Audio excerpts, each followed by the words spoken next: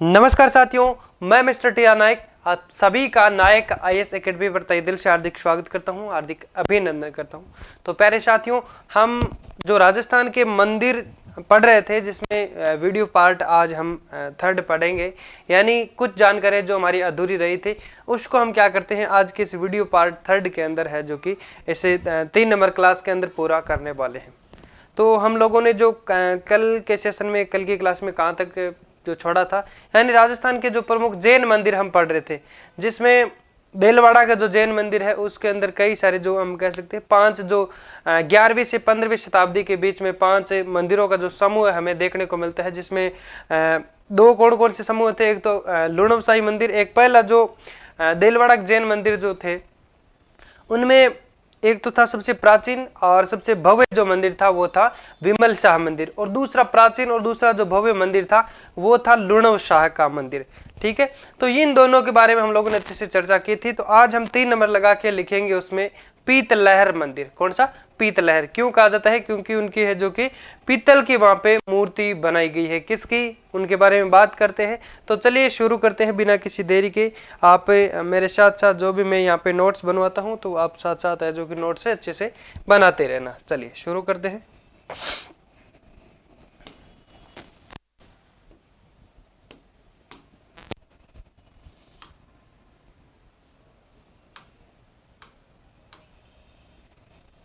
ठीक है, अब लगाओ 3 नंबर लगा के लिखो पीतलहर मंदिर। हेडिंग लगाओ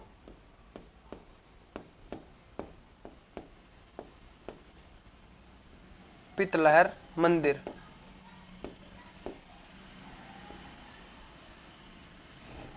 ठीक है, अब इसके बारे में थोड़ा सा समझने की कोशिश करते हैं। ठीक है, तो पहले विमल शाह मंदिर के बारे में पढ़ा, फिर लुणव शाह मंदिर के बारे में पढ़ा, और फिर पीतलहर मंदिर के बारे में पढ़ेंगे, फिर पार्श्वनाथ मंदिर के बारे में पढ़ेंगे, फिर स्वामी महावीर जी के मंदिर के बारे में है जो कि जानकारी लेंगे। ठीक है, तो पीतलहर जो मंदिर है, यहाँ पे निर्माण किसने करवाया था? इस मंदिर का निर्माण भीमशाही या फिर भीमशाह भी हम कह सकते हैं, तो उनके द्वारा इस मंदिर का निर्माण करवाया गया। और ये मंदिर है जो कि किसको समर्पित है भाई? ये मंदिर आदिनाथ को समर्पित है। किसको है? आदिनाथ जी को समर्पित है। आदिनाथ जी को क्या है? समर्पित है। ठीक है, एक बार आप समझने की कोशिश करें, मैं आपको अच्छे से लिखवा दूंगा। और यहाँ पे आदिनाथ जी की है जो कि 108 मण। कितनी? 108 मण। मण में कितना किला होता है? 40 केजी होता है ना। 108 मण भारी पीतल की मूर्ति बनी है। 8 मण भारी पीतल की मूर्ति, इसलिए इस मंदिर को क्या कहा जाता है? पीतलहर मंदिर। ठीक है, और यहाँ पे मंदिर किसका है? ये आदिनाथ जी का है। किसका है? आदिनाथ जी का मंदिर है। और यहाँ पे ये थोड़ा सा यहाँ पे अच्छे से याद रखना, 108 मण की भारी यहाँ पे पीतल की मूर्ति बनी है, इसलिए इस मंदिर को है जो कि क्या कहा जाता है? पीतलहर मंदिर कहा जाता है। ठीक है, और ये किसका बाग है? देलवाड़ा के जो जैन मंदिर है उसी का ही बाग है। जो 5 मंदिर वहाँ पे प्रमुख रूप से देखने को मिलते हैं, जिनका हम कह सकते हैं विकास या फिर जिनका प्रारंभ या फिर आरंभ हम कह सकते हैं 11वीं से, निर्माण उनका 15वीं शताब्दी के बीच में है जो कि माना जाता है। ठीक है, और फिर बात करेंगे अब में पार्श्वनाथ मंदिर। चौथा आएगा आपके पार्श्वनाथ मंदिर।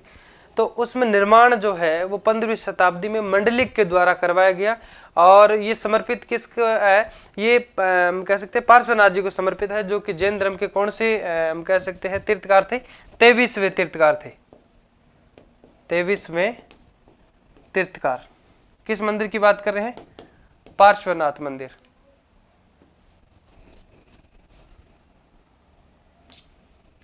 ठीक है,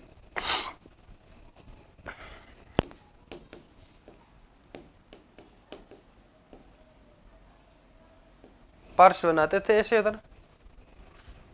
ना। ओके, ठीक है। तो अब क्या करते हैं, पहले इन दोनों के बारे में लिखते हैं। बाकी महावीर जी का जो मंदिर है उनका तो केवल आपको नाम ही याद है रखना है। फिर रणकपुर के जैन मंदिर पढ़ेंगे।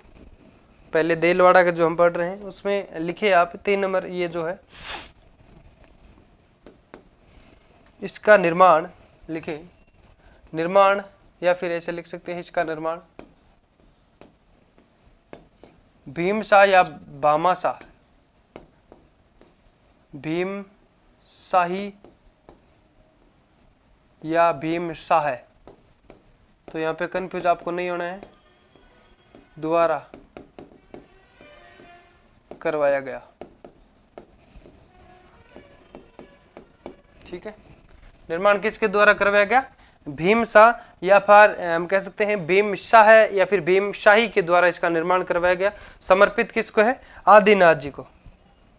समर्पित किसको है ये मंदिर? या फिर ऐसे लिख सकते हैं ये मंदिर आदिनाथ जी को समर्पित है, या फिर सीधा आप लिख सकते हैं समर्पित डैश करके लिख सकते हैं आदिनाथ जी को। आदिनाथ जी, ठीक है। फिर लिखिए यहां पर आदिनाथ जी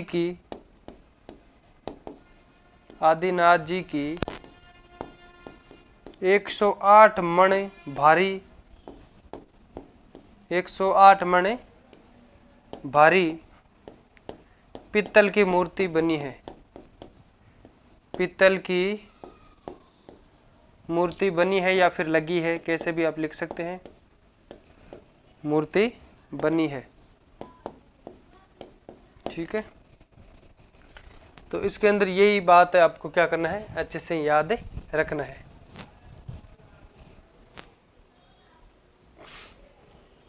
ठीक है, अब 4 नंबर लगा के लिखिए आप पार्श्वनाथ मंदिर।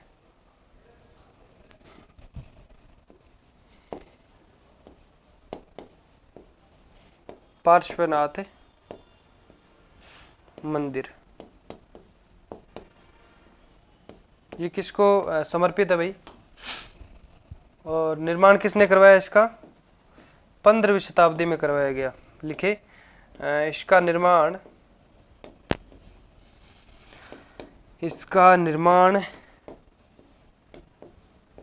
15वीं सदी या फिर शताब्दी में किसके द्वारा करवाया गया?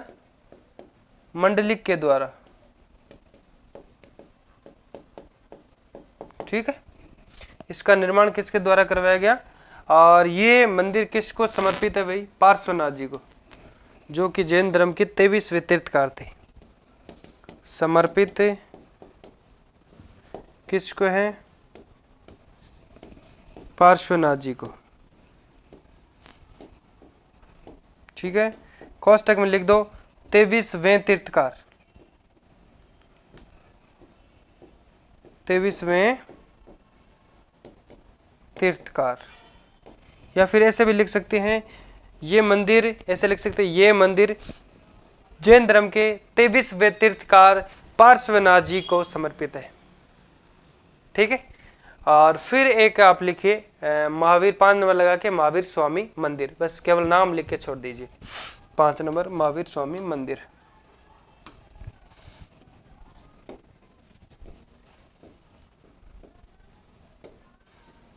महावीर स्वामी मंदिर। ठीक है, ये देलवाड़ा के जैन मंदिर हो गए। अब फटाफट से लिखने की कोशिश करें, फिर हम आगे बढ़ते हैं और रणकपुर जैन मंदिर पढ़ते हैं, जो कि कहाँ पे है? पाली के अंदर है। लिखे फिर फटाफट से लिखे, फिर रणकपुर के जैन मंदिर पढ़ते हैं।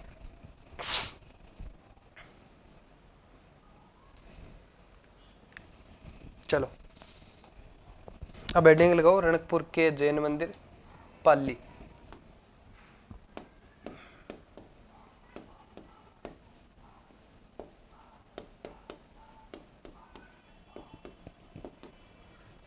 जैन मंदिर पाली। रणकपुर के जैन मंदिर कहाँ पे है भाई? पाली के अंदर है।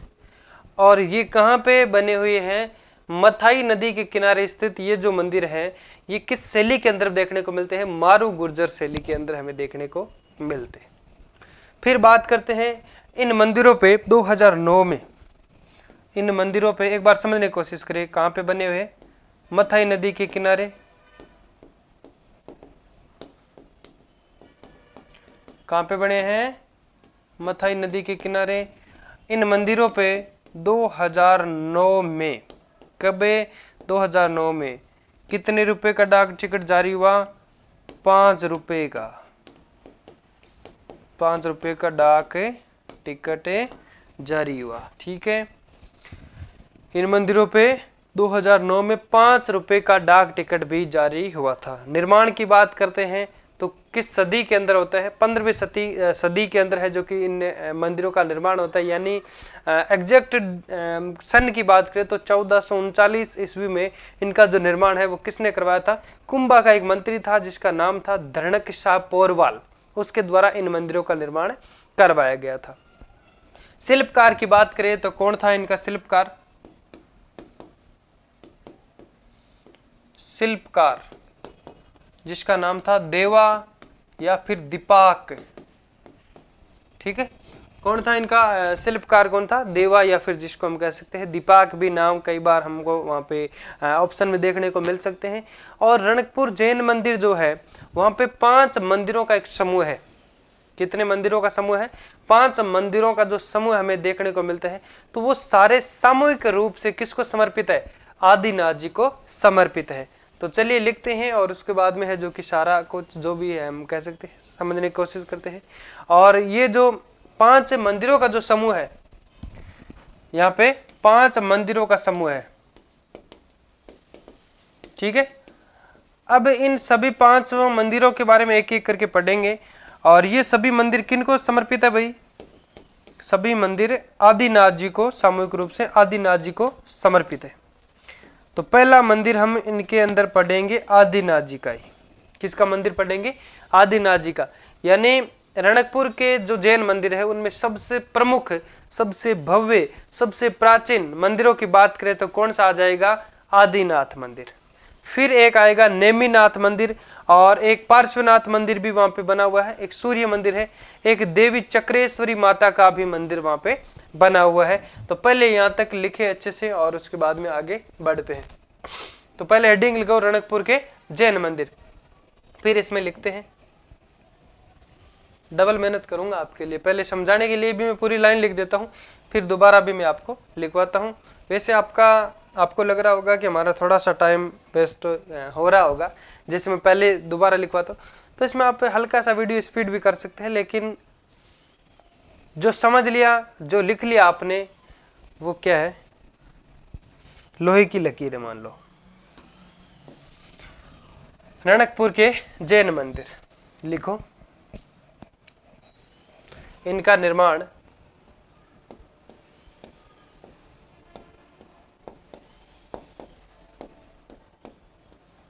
इनका निर्माण 15वीं सदी या फिर हम कह सकते हैं 1439 ईस्वी में किसने करवाया था? कुंभा के मंत्री धरणकशाह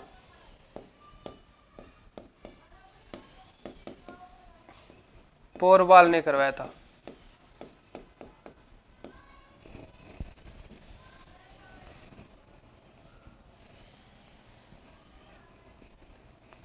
धरणकशाह है,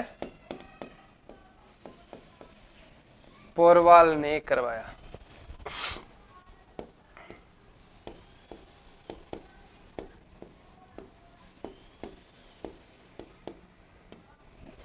ये मंदिर कहां पे बने हैं भाई? ये मंदिर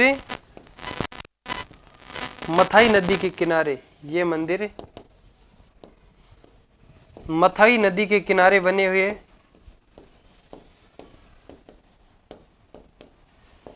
किनारे किस शैली में बने हैं भाई? मथाई नदी के किनारे मारू गुर्जर शैली में बने हैं। मारू गुर्जर शैली में बने हैं। अब बात आती है कि इस पर डाक टिकट कितने रुपए का जारी हुआ है और कब हुआ है? 5 रुपए का डाक टिकट जारी हुआ है। कब हुआ है? इन मंदिरों पर, इन मंदिरों पर 2009 में 9 में 5 रुपए का डाक टिकट जारी हुआ है, टिकट जारी हुआ। ठीक है, तो ये बात आपको अच्छे से ध्यान में रखनी है। ठीक है, मथाई नदी के किनारे बने हैं ये मंदिर और किस शैली में देखने को मिलते हैं? महामारू गुर्जर शैली में देखने को मिलते हैं। मैंने मारू गुर्जर लिख दिया ना, महामारू, यहाँ पे महामारू कर देना ना। चलो लिखवा देता हूँ, महामारू गुर्जर शैली।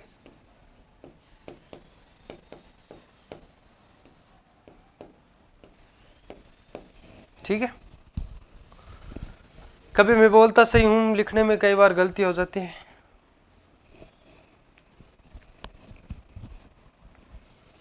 और उसके बाद में बात कर सकते हैं, यानी इस पे 2009 में 5 रुपए का डाक टिकट जारी हुआ और इस मंदिर का निर्माण यानी 15वीं सदी 1439 ईस्वी में कुंभा का एक मंत्री था धरणक शाह पौरवाल, उसके द्वारा इसका निर्माण करवाया गया। कोष्टक में या फिर लिख सकते हैं 15वीं सदी, कई बार डायरेक्ट पूछ लिया जाता है।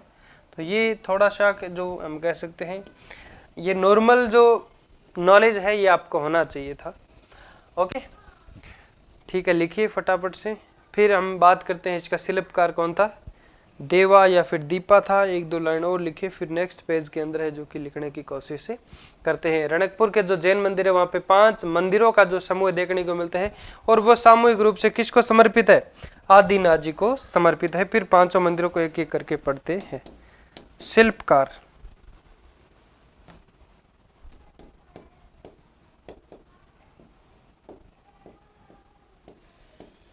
शिल्पकार कौन था?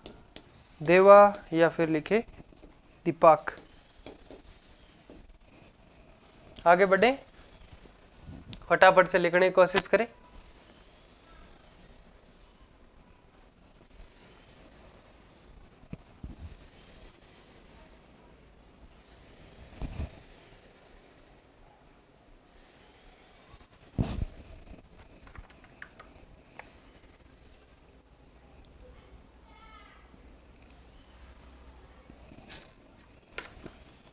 बढ़ते हैं आगे। फिर एक लाइन और लिखो कि रणकपुर के जैन मंदिर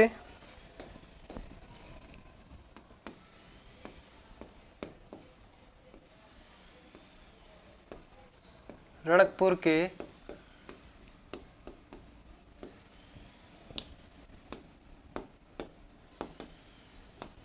जैन मंदिर 5 मंदिरों का समूह है। रणकपुर के जैन मंदिर 5 मंदिरों का समूह है जो सामूहिक रूप से किसको समर्पित है? जो सामूहिक रूप से आदिनाथ जी को समर्पित है।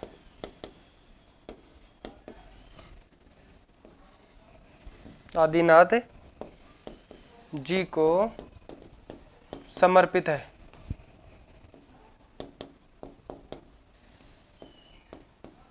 ठीक है, फिर 1 नंबर लगा के मंदिर लिखे पहले ही, आदिनाथ मंदिर।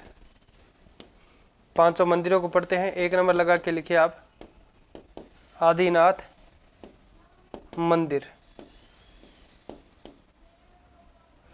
ठीक है, फिर डैश करके लिखे, इसमें लिखते हैं इसके बारे में कि सबसे जो हम कह सकते हैं सबसे प्राचीन सबसे भव्य जो मंदिर है जो कौन सा है? आदिनाथ मंदिर। यानी यहाँ का सबसे, कहाँ का? रणकपुर का।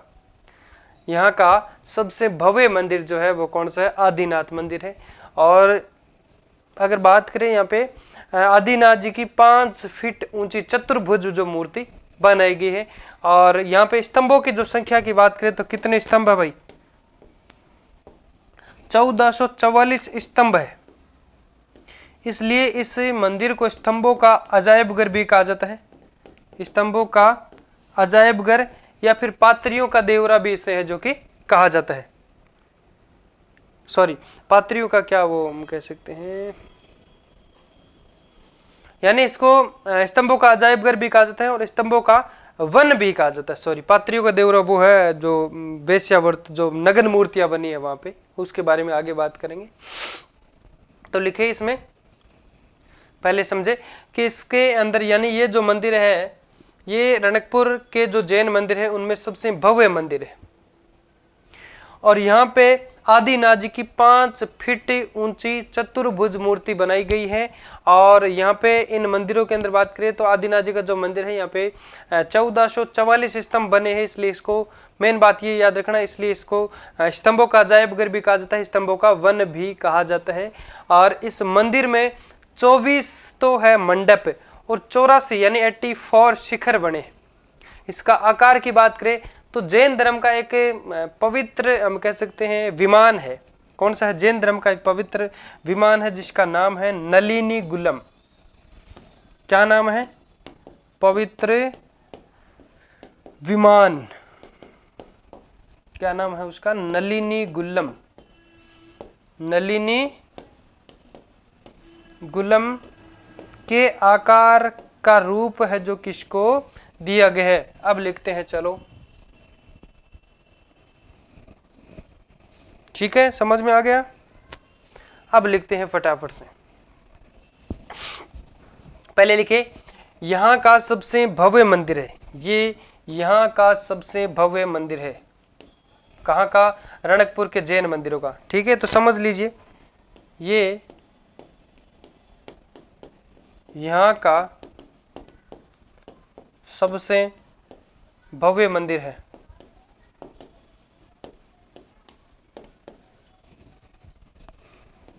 ठीक है, यहाँ का सबसे भव्य मंदिर है। फिर लिखे, यहाँ आदिनाथ जी की 5 फीट, यहाँ आदिनाथ जी की 5 फीट ऊंची,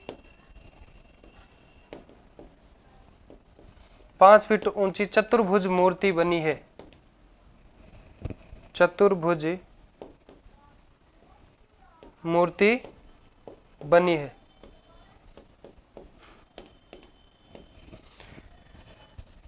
इन मंदिरों में 1444 स्तंभ बने हैं। इस मंदिर में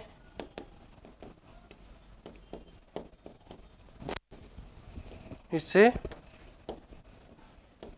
मंदिर में कितने स्तंभ बने भाई? 1444 स्तंभ बने हैं। इसलिए इसे क्या कहा जाता है? स्तंभों का अजायब घर या स्तंभों का वन कहा जाता है। स्तंभों का अजायब घर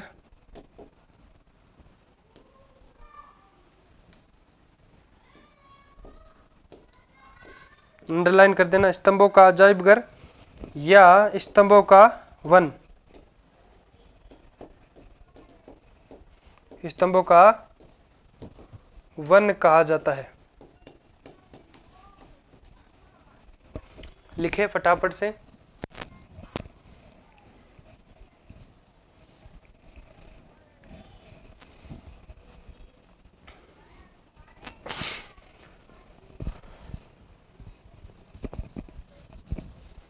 और आकार क्या है इसका? नलिनी गुल्लम के समान इसको बनाया गया है। तो लिखिए, आकार इसका जैन धर्म के पवित्र विमान नलिनी गुल्लम के समान इसको बनाया गया है। इस मंदिर में 24 मंडप और 84 शिखर बने। कहाँ लिखी पहले इतना, साइड में हो गया, अच्छे से लिख दीजिए। वैसे स्क्रीनशॉट ले सकते हैं अच्छे से आप। चलो अब लिखिए, इस मंदिर में 24 मंडप है। मंडप क्या होता है भाई?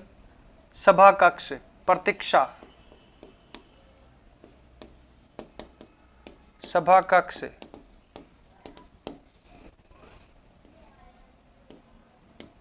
ठीक है, मंडप कितने होते हैं? 3 मंडप होते हैं। इसलिए मुख्य रूप से 3 जो मंडप होते हैं वो किस शैली के अंदर हम लोगों ने बात की थी? नागर शैली के अंदर ना। 3 जो मंडप हुआ करते हैं, और उसमें पहला होता है सबसे बड़ा मंडप जो होता है महामंडप, बीच वाला बीच का मंडप, और लास्ट का अर्ध मंडप। ये तीनों मंडप के बारे में बात किए थे। यहाँ पे कितने मंडप बने भाई? 24 मंडप बने हैं। लिखिए इसमें 24 मंडप और 84 शिखर बने हैं।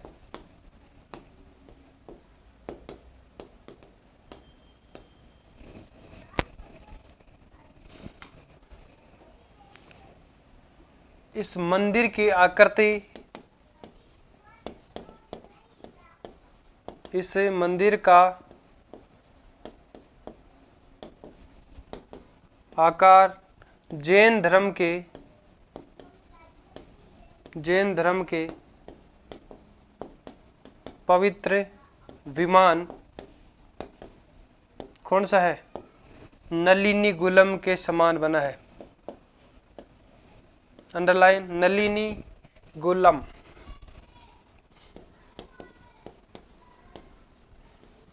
नलिनी गुलम अंडरलाइन के समान बना है।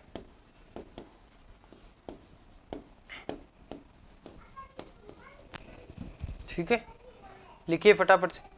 फिर 2 नंबर लगा के लिखिए। 1 नंबर हो गया आपका कौन सा? आदिनाथ मंदिर। दूसरा लिखिए नेमिनाथ मंदिर। इसके अंदर क्या पढ़ेंगे? नेमिनाथ मंदिर यानी यहाँ काम से संबंधित कामुकता और नग्न जो मूर्तियां हैं वो यहाँ पे अधिक है। इस कारण यानी नग्न मूर्तियां अधिक होने के कारण इन मंदिरों को वेश्याओं का मंदिर भी कहा जाता है और पात्रियों का देवरा भी इसे कहा जाता है। मैंने वो उस टाइम वो याद आ गया था मेरे को, है ना। तो इसलिए यहाँ पे हम बात करेंगे, क्योंकि जिस टाइम जो चीज़ पढ़ते हैं उसी टाइम माइंड के अंदर वो क्या होता है? एक्टिव होता है। बाकी वैसे अगर क्या करते हैं, माइंड पे अगर प्रेशर लोड डालते हैं तो क्या हो जाता है? माइंड खराब हो जाता है ना। कभी जैसे मैं कोई चीज़ भूल भी जाता हूँ तो जैसे याद करने की कोशिश करते हैं तो उस टाइम नहीं आती, लेकिन ऐसे भी नहीं है कि वो याद आती ही नहीं है, वो याद आ जाती है 1-2 बस हम कह सकते हैं 5-7 सेकंड में आ जाती है। ऐसे नहीं कि तुरंत हम कोशिश करते हैं, हड़बड़ाते हैं कि भाई याद क्यों नहीं आए। तो ऐसे करने से वो याद नहीं आती है, वो तुरंत आ जाती है। वैसे तो अपने आप आती है, कहने का मतलब ये। 2 नंबर लगा के लिखे नेमिनाथ मंदिर यानी यहाँ कामुकता और नग्न मूर्तियां अधिक होने के कारण इन मंदिरों को है जो कि वेश्याओं का मंदिर और पात्रियों का देवरा भी कहा जाता है। ठीक है, फिर आपको केवल जो 3 मंदिर और है उनका केवल नाम ही लिखना है। लिखिए 2 नंबर लगा के लिखे नेमिनाथ मंदिर। नेमिनाथ मंदिर।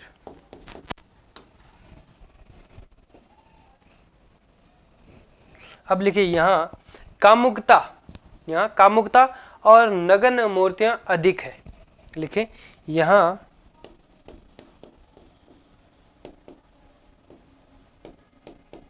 कामुकता व नग्न मूर्तियां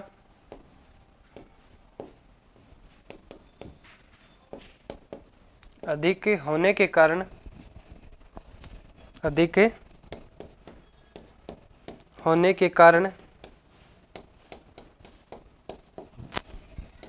इन मंदिरों को क्या कहा जाता है? वेश्याओं का मंदिर। इन मंदिरों को वेश्याओं का मंदिर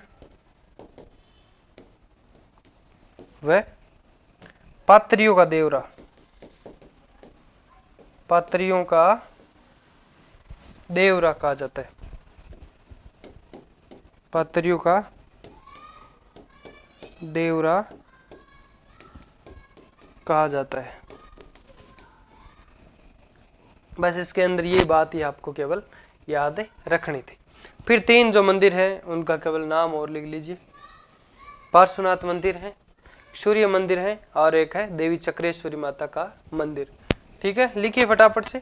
नेमिनाथ मंदिर, यह कामुकता व नग्न मूर्तियां अधिक बनी होने के कारण इन मंदिरों को वेश्याओं का मंदिर या फिर पात्रियों का देवरा भी इसे कहा जाता है। फिर 3 नंबर लगा के लिखिए पार्श्वनाथ मंदिर।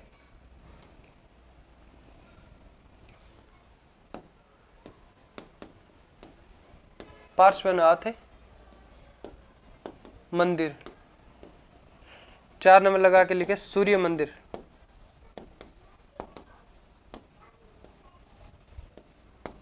5 नंबर लगा के लिखे देवी चक्रेश्वरी माता का मंदिर। चक्रेश्वरी माता का मंदिर।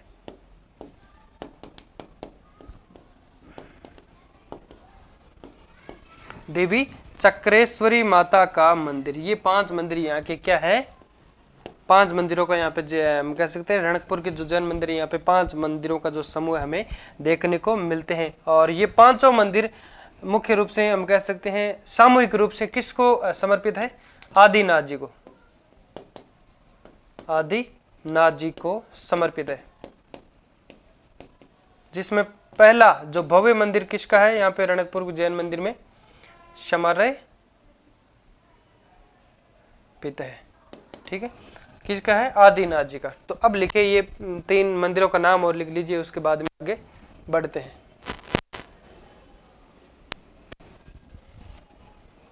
फिर एक एक करके है जो कि अच्छे से जो भी जैन मंदिर जो है वो सब पढ़ते हैं। एक तो हम लोगों ने बात की थी भांडाशाह का जैन मंदिर पढ़ते हैं, जिसके स्थान पे, जिसके निर्माण में पानी के स्थान पे घी का प्रयोग किया गया है। लिखिए भांडाशाह है या फिर भंडासरा, भांडासरा या भंडाशाह का जैन मंदिर जो कि कहाँ पे है, बीकानेर के अंदर है। चलो पहले हेडिंग लगाओ फिर समझने की कोशिश करते हैं। भांडाशाह है या फिर मैंने 1-2 जो पुस्तकों के अंदर ऐसे भी देखा था भांडासरा, तो आप कंफ्यूज आपको होना नहीं है, लिख लीजिए, क्योंकि अभी तो आप एक बार अगर नज़र में डालोगे तो कोई दिक्कत नहीं है, बाकी एग्जाम में कोई दिक्कत नहीं होगी। इसलिए भांडासरा, भांडाशाह का जैन मंदिर, भांडाशाह का जैन मंदिर, मेन नाम तो यही है भांडाशाह का, भांडाशाह का जैन मंदिर। डेस करके लिखे कहाँ पे है, बीकानेर में।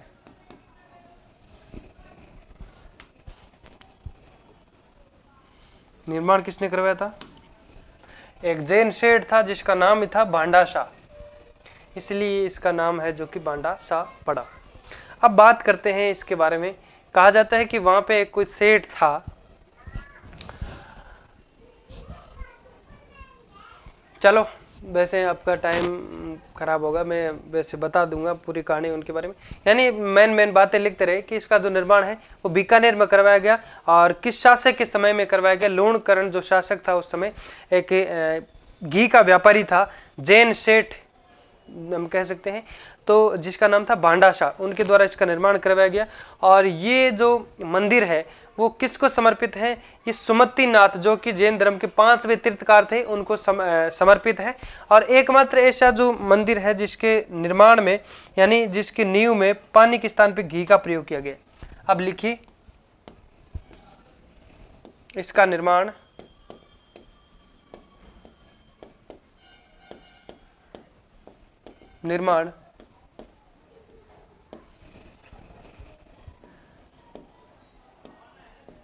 बीकानेर के शासक, बीकानेर के शासक के समय, शासक के समय एक घी के व्यापारी, या सीधा लिखे बीकानेर के शासक के समय घी के व्यापारी, घी के व्यापारी थे, घी के व्यापारी जैन सेठ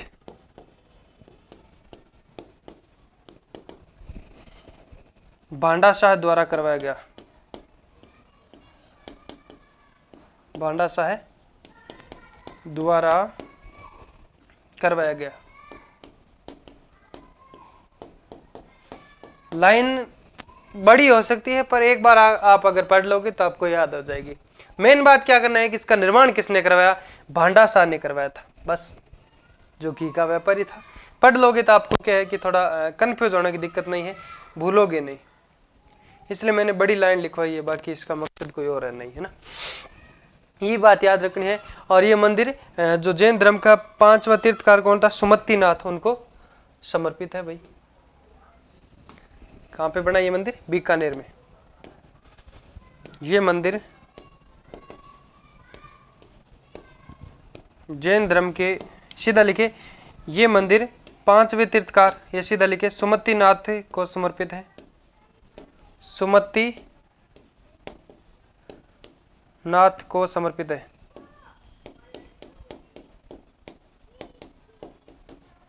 समर्पित है।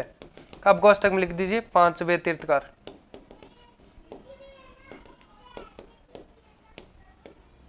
अब एक लाइन और लिखे नीचे, मेन तो लाइन वही है कि एकमात्र ऐसा मंदिर जिनकी नींव घी से बनी है। एकमात्र ऐसा मंदिर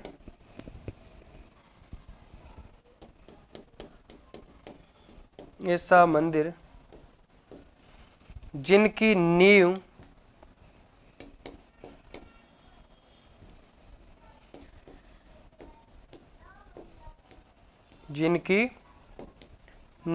घी से बनी है। इसको अच्छे से अंडरलाइन कर देना।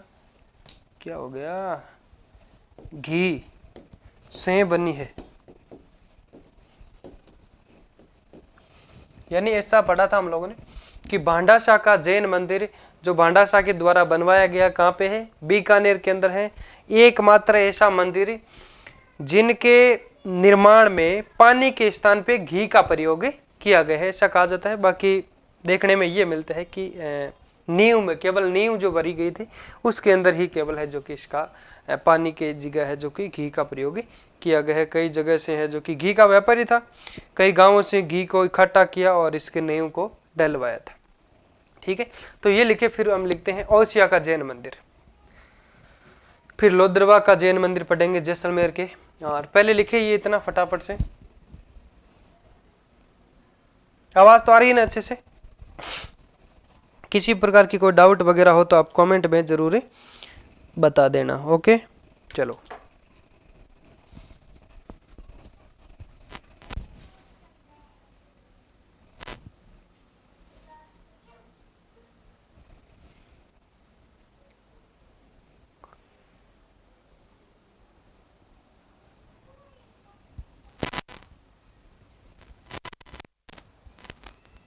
ठीक है, फटाफट सा।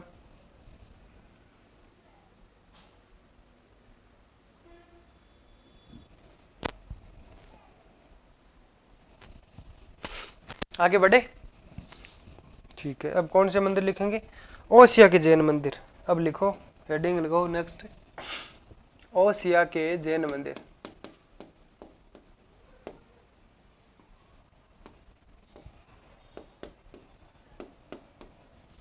ओसिया के जैन मंदिर कहाँ पे है? जोधपुर।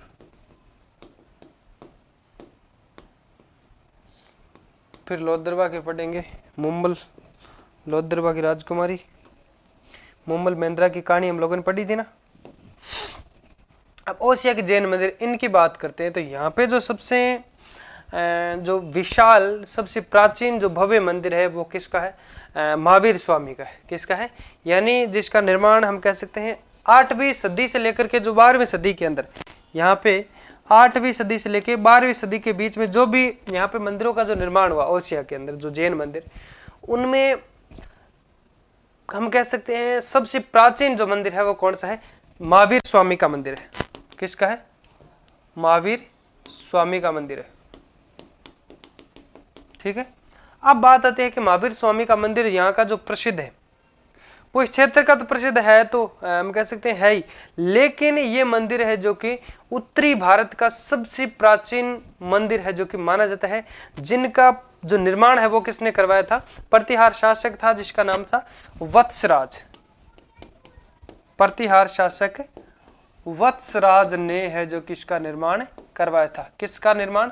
महावीर स्वामी जो मंदिर है इसका निर्माण करवाया था। ठीक है, फिर हम लोद्रवा के मंदिर पढ़ेंगे, पहले इसके बारे में थोड़ा सा लिख लेते हैं, ज्यादा कुछ नहीं है।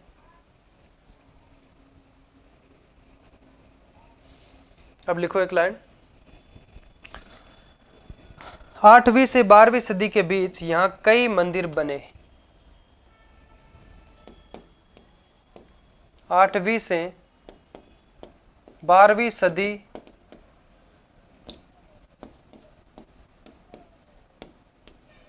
बीच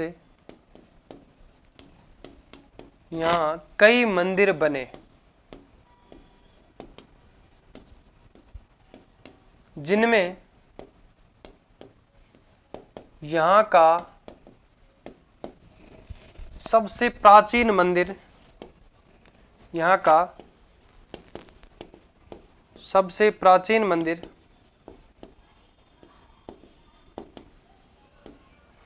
किसका निकला? स्वामी महावीर जी का, महावीर स्वामी का मंदिर, महावीर स्वामी मंदिर यहाँ का सबसे प्राचीन जो मंदिर था कौन सा था? महावीर स्वामी मंदिर। अंडरलाइन कीजिए इसको। फिर लिखे महावीर स्वामी मंदिर। महावीर स्वामी मंदिर उत्तरी भारत का सबसे प्राचीन मंदिर माना जाता है, यानी ये जो महावीर स्वामी का मंदिर है ये उत्तरी भारत का सबसे प्राचीन जैन मंदिर है, जिसका निर्माण प्रतिहार शासक वत्सराज ने है जो कि करवाया था। अब लिखिए महावीर स्वामी का जैन मंदिर, महावीर स्वामी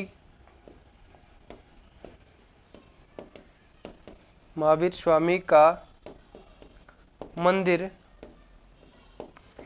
उत्तरी भारत का सबसे प्राचीन जैन मंदिर है,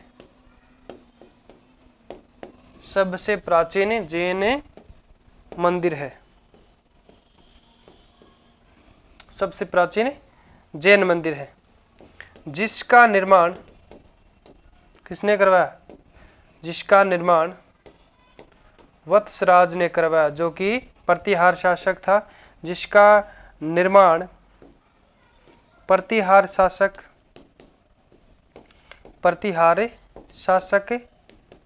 वत्सराज ने करवाया। वत्सराज ने करवाया या फिर वत्सराज के द्वारा करवाया गया, ने करवाया। लिखें, फिर लिखते हैं इसके बाद में लोद्रवा के जो जैन मंदिर है उनके बारे में बातें करते हैं। लिखे पहले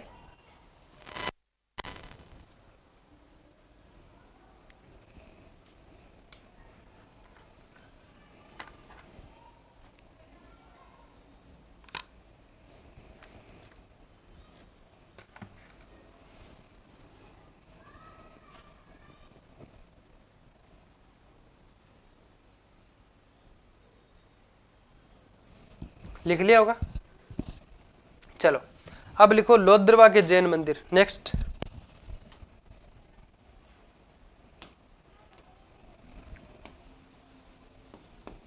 लोद्रवा के जैन मंदिर।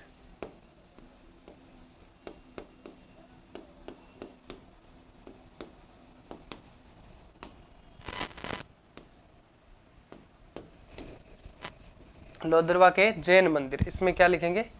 डैश करके लिखे जैसलमेर।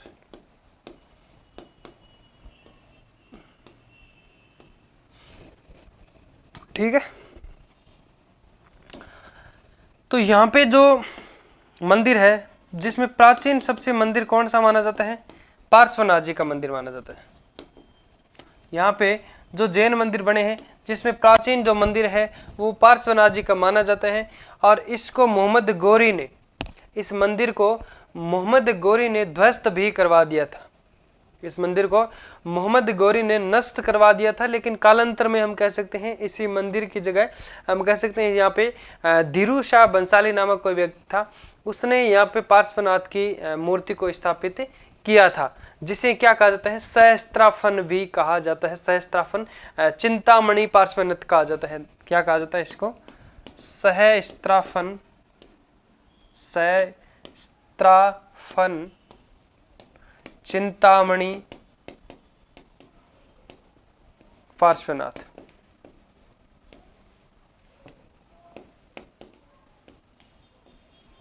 ठीक है, ये बात आपको अच्छे से ध्यान में रखनी है। चलो लिखते हैं।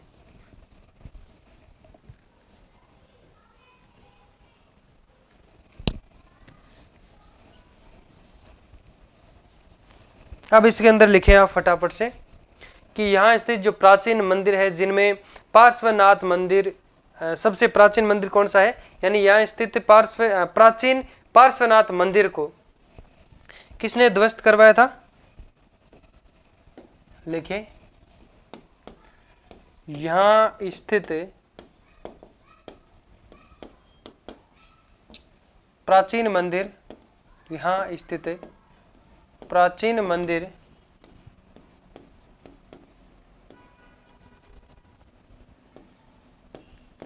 पार्श्वनाथ, यहाँ स्थित प्राचीन, हाँ ऐसे लिखिए, यहाँ स्थित प्राचीन पार्श्वनाथ मंदिर को, सॉरी, यहाँ स्थित प्राचीन पार्श्वनाथ मंदिर को किसने ध्वस्त करवाया?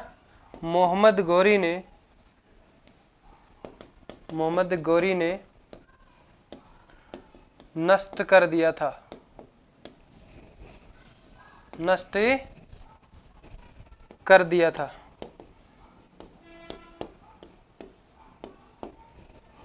ठीक है, फिर लिखे कालांतर में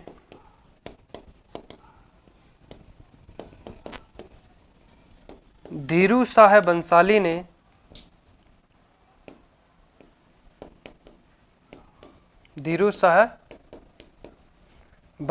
ने यहाँ पार्श्वनाथ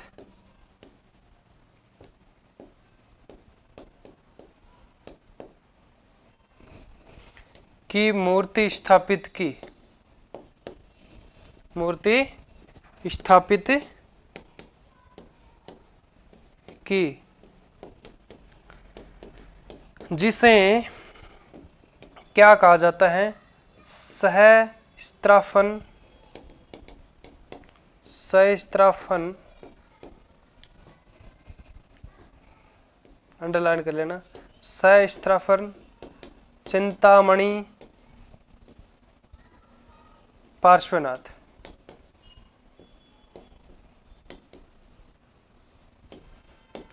कहा जाता है।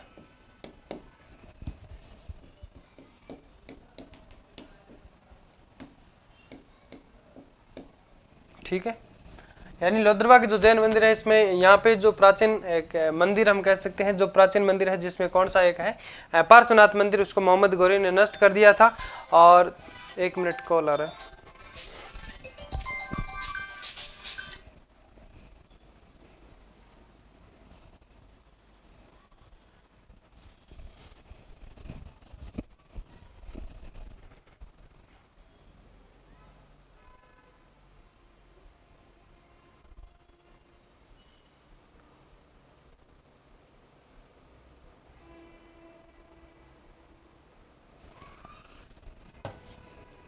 सॉरी, तो क्या बात कर रहे थे, यानी लोहद्रवा के जो जैन मंदिर हम पढ़ रहे थे, यहाँ पे जो प्राचीन यहाँ पे स्थित जो भी मंदिर है, उसमें प्राचीन मंदिर आपका कौन सा भी है, यहाँ पे पार्श्वनाथ मंदिर, उसको मोहम्मद गौरी ने नष्ट कर दिया था। लेकिन कालांतर में क्या है कि एक व्यक्ति था धीरू शाह बंसाली, उसने यहाँ पार्श्वनाथ की मूर्ति को स्थापित किया था, और जिसे सहस्त्राफन चिंतामणि पार्श्वनाथ कहा जाता है। तो ये बात अच्छे से आपको याद रखनी है। उसके बाद में आगे पढ़ते हैं, पहले इतना लिखें, फिर हम पढ़ेंगे आपके है जो कि नाकोड़ा जैन मंदिर, जो कि कहाँ पे है, मेवा नगर बालोतरा के अंदर है।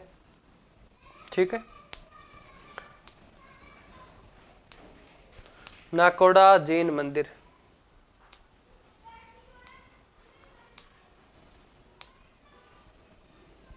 लिखे पहले इतना।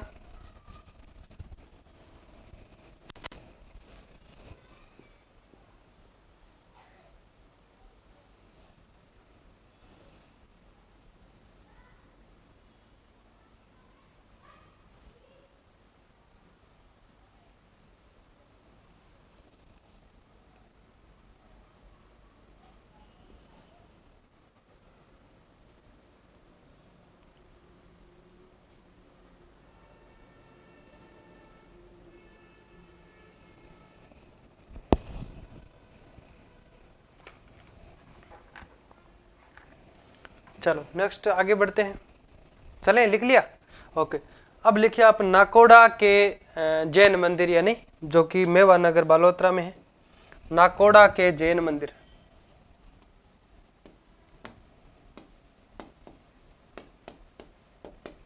नाकोड़ा के जैन मंदिर, बेस करके लिखे मेहवा नगर,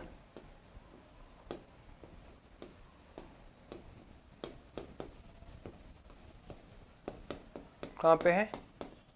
बालोतरा। समझ में आ रहा है? ओके। अब इसमें हम समझने की कोशिश करते हैं कि इन मंदिरों को क्या कहा जाता है। नाकोड़ा के जो जैन मंदिर है इनको जागती ज्योत, एक बार आप समझने की कोशिश करें, इन्हें जागती ज्योत या हाथ का हुजूर भी कहा जाता है। हाथ का हुजूर भी कहते हैं। इन मंदिरों को, नाकोड़ा मंदिरों को जागती ज्योत या फिर हाथ का हुजूर भी कहा जाता है। और यहाँ पे जो मंदिर है उनको दो भागों में बांटा है। जो भी प्रमुख मंदिर है उनको दो भागों में बांटा है। एक तो पार्श्वनाथ जैन मंदिर, दूसरा भैरव जी मंदिर। जहाँ पे भैरव की मूर्ति स्थापित की गई उनको है जो कि क्या कहा जाता है? पार्श्वनाथ, सॉरी हम कह सकते हैं भैरव जी के मंदिर में है जो कि स्थापित किया गया है के रूप में उनको बांटा गया है। ये दो प्रकार के यहाँ पे मंदिर हमें देखने को मिलते हैं। तो पहला कौन सा होगा? पार्श्वनाथ मंदिर। पार्श्वनाथ दो भागों में है, तो मुख्य मंदिर जो भी, तो पार्श्वनाथ जो मंदिर है, यानी वहां पे जो पार्श्वनाथ जी की जो मूर्ति देखने को मिलती है, तो कौन सी मुद्रा है? पद्मासन मुद्रा। देखा आपने? पद्मासन मुद्रा में जो मूर्ति लगी हुई है, कितनी हम कह सकते हैं ऊंची मूर्ति है? 58 सेंटीमीटर। कितनी? 58 सेंटीमीटर है जो कि उनकी मूर्ति ऊंची लगी हुई है। और उसके बाद में यहाँ पे बात करें तो इसकी स्थापना किसने करवाई थी? शतुलभद्र सूरी, जो कौन थे?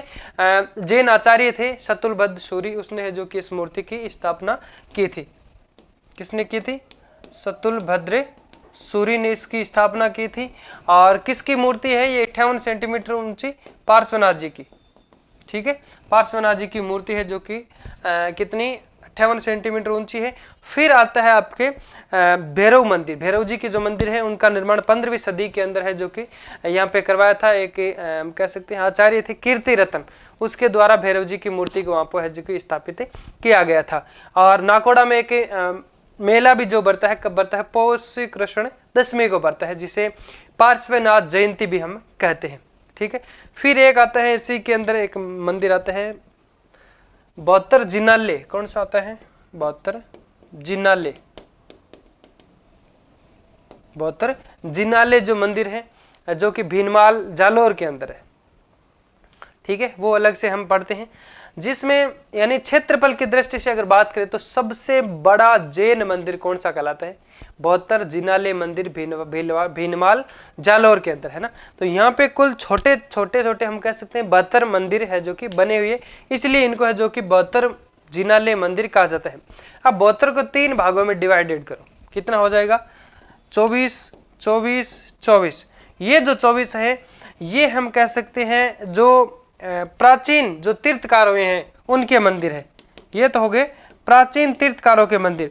और 24 ये जो मंदिर है ये वर्तमान तीर्थकारों के मंदिर है, या फिर हम कह सकते हैं वर्तमान तीर्थकार कहो या फिर जैन जो आचार्य है उनके मंदिर है। और ये भविष्य में जो होने वाले तीर्थकार या फिर जो होने वाले आचार्य है उनके लिए जो मंदिर बनाए गए हैं, इसलिए इन समूहों को बौद्धर जिनाले मंदिर है जो कि कहा जाता है। ठीक है, तो पहले लिखते हैं हम नाकोड़ा के जैन मंदिर,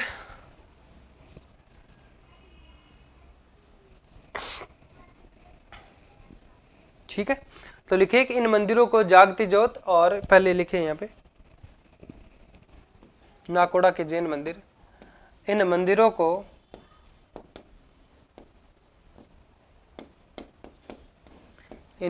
को जागती ज्योत व हाथ का हुजूर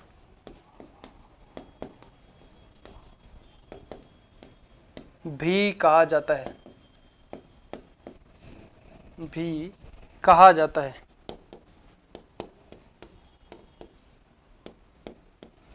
ठीक है। फिर लिखे यहाँ मुख्य मंदिरों को दो भागों में बांटा गया है। यहाँ के मुख्य मंदिरों को कितने भागों में बांटा है? दो भागों में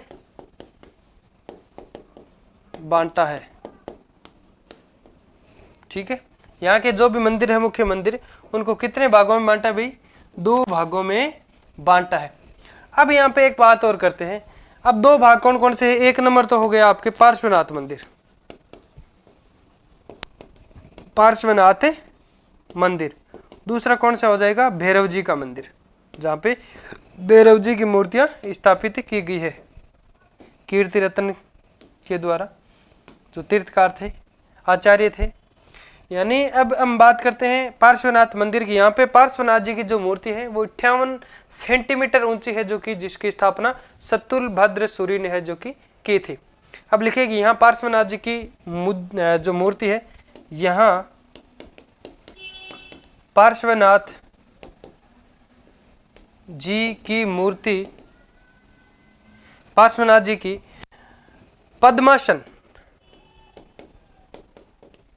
पद्मासन मुद्रा में मूर्ति स्थापित है। पद्मासन मुद्रा में मूर्ति स्थापित है,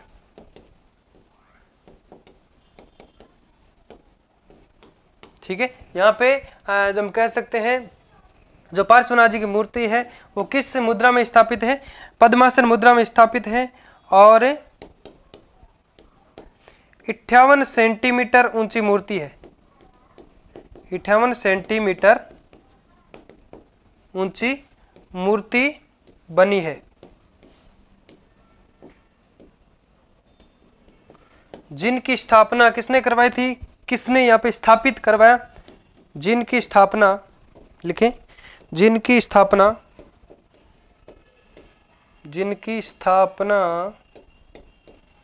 जैन आचार्य कौन थे?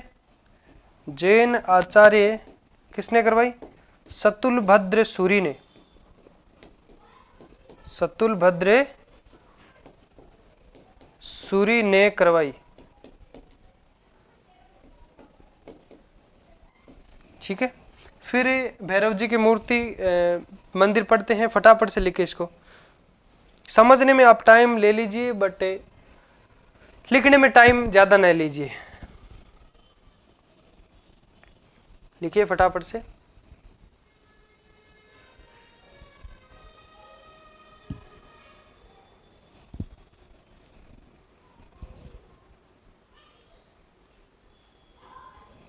चलो नेक्स्ट आगे बढ़ता हूं ना।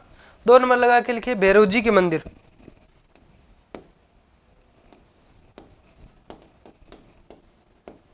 भैरव जी के मंदिर, ठीक है। अब लिखिए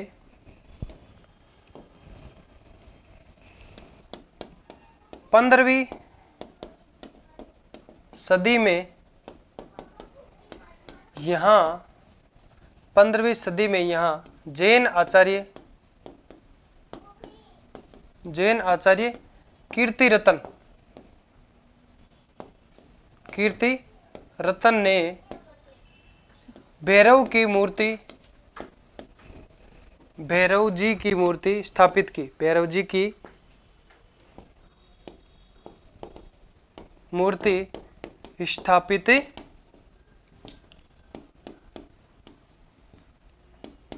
स्थापित की। फिर लिखे नाकोड़ा मेला पौष कृष्ण दशमी को बढ़ता है, इसलिए इसे पार्श्वनाथ जी जयंती भी कहते हैं। ठीक है, लिखे नाकोड़ा मेला कब बढ़ता है? नाकोड़ा मेला कब बढ़ता है भाई? लिखिए पौष कृष्ण दशमी को। फिर कोष्टक में लिखे इसे क्या कहा जाता है? पार्श्वनाथ जयंती भी कहते हैं। पार्श्वनाथ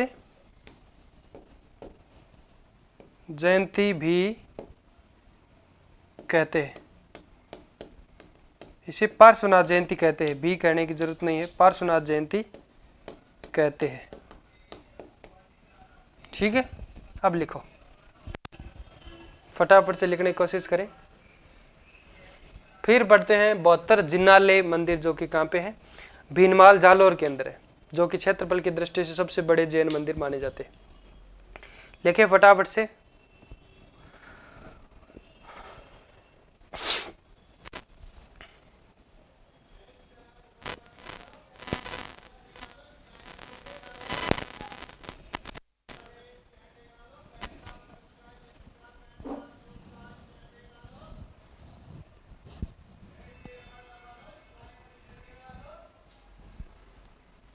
बढ़े आगे, लिखे 72 जिन्नाले, 72 जिन्नाले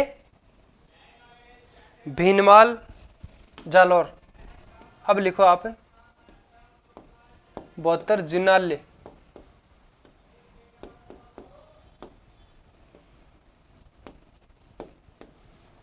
भीनमाल कोष्टक में जालोर। अब लिखिए यहां जैन धर्म के क्षेत्रफल की दृष्टि से सबसे बड़ा जैन मंदिर, क्षेत्रफल की दृष्टि से सबसे बड़ा जैन मंदिर, यहाँ कुल छोटे छोटे 72 मंदिरों का समूह है या फिर 72 मंदिर बने हैं। लिखिए क्षेत्रफल की दृष्टि से सबसे बड़ा जैन मंदिर, क्षेत्रफल की दृष्टि से सबसे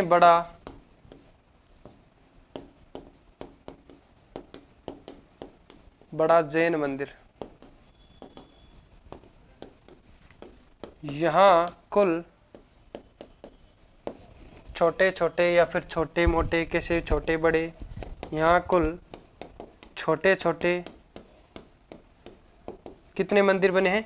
72 मंदिर बने हैं। फिर 3 जगह 24-24 लिखो। ये किसके हो जाएंगे? प्राचीन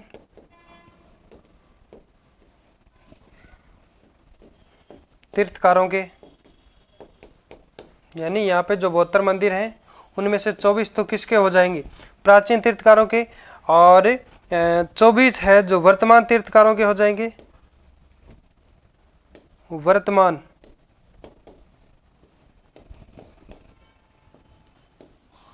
तीर्थकारों के मंदिर, यह लिख सकते हैं जैन आचार्यों के। ठीक है, या इसमें लिखे भविष्य में होने वाले तीर्थकारों के, भविष्य में होने वाले तीर्थकारों के मंदिर। समझ में आ गया ना? बस इतना ही था इसके अंदर। ठीक है, तो बाकी साथियों जो मुख्य मुख्य बातें थी वो मैंने यहाँ पे डाल दी हैं, और इसमें अब बाकी जो आपको समझाने वाली बात है नहीं। वैसे एक वीडियो में आपके लिए मंदिरों से रिलेटेड एक और लेकर के आ सकता हूँ, जिसमें केवल आपको मंदिरों के नाम याद रखने हैं और ये मंदिर कहाँ पे स्थित है नॉर्मल बातें वही रखनी है और उसके अंदर डिटेल आपको पढ़नी नहीं है कि इस मंदिर के अंदर क्या है, जो कि प्रमुख बातें हैं वो आपको नहीं रखनी है याद। और नॉर्मल में आपको है जो कि मंदिरों के नाम व उनका स्थान स्थिति यानी कहाँ पे स्थित है वो बातें मैं आपको एक वीडियो और लेकर के आऊँगा। तो इसी के साथ एक खुशी हमें ये हो रही है कि राजस्थान आर्ट एंड कल्चर जो हमारा था, यानी आरपीएससी जो पूछती है राजस्थान के अंदर फर्स्ट ग्रेड और सेकंड ग्रेड के अंदर फर्स्ट जो पेपर है जीके का, जिसमें राजस्थान आर्ट एंड कल्चर यानी राजस्थान की कला एवं संस्कृति से जो भी टॉपिक जो दिए गए हैं वो सारे टॉपिक हम लोगों ने यहाँ पे नायक आईएएस एकेडमी पे है जो कि सारे कवर कर ली है, किसी को भी नहीं छोड़ा है। लेकिन एक टॉपिक है, हम कह सकते हैं साथियों, दुर्गों के अंदर वैसे आ जाते हैं जो भी हमें पूछा जाता है, छत्रियां, राजस्थान की जो प्रमुख छत्रियां हैं वो टॉपिक हमारे सिलेबस में नहीं है, लेकिन वहां से प्रश्न हो सकता है पूछ सकते हैं। लेकिन वो मैं एक टॉपिक अगर आप कहेंगे तो कभी मैं एक वीडियो बना के एक क्लास से आपके लिए है जो कि डाल दूंगा। बाकी हम क्या करते हैं, हमारी राजस्थान आर्ट एंड कल्चर पूरी हो जाती है आज। इसी के साथ आप सभी को भी बहुत बहुत धन्यवाद, आप लोगों ने है जो कि हमारा अच्छे से साथ दिया है। और फिर हम नेक्स्ट यानी कल से मान लीजिए एक नई क्लास से नया विषय शुरू करने वाले हैं। वो कौन सा रहेगा, साइकोलॉजी, मनोविज्ञान हम शुरू करने जा रहे हैं। तो उसके लिए भी आप हमें सपोर्ट करें।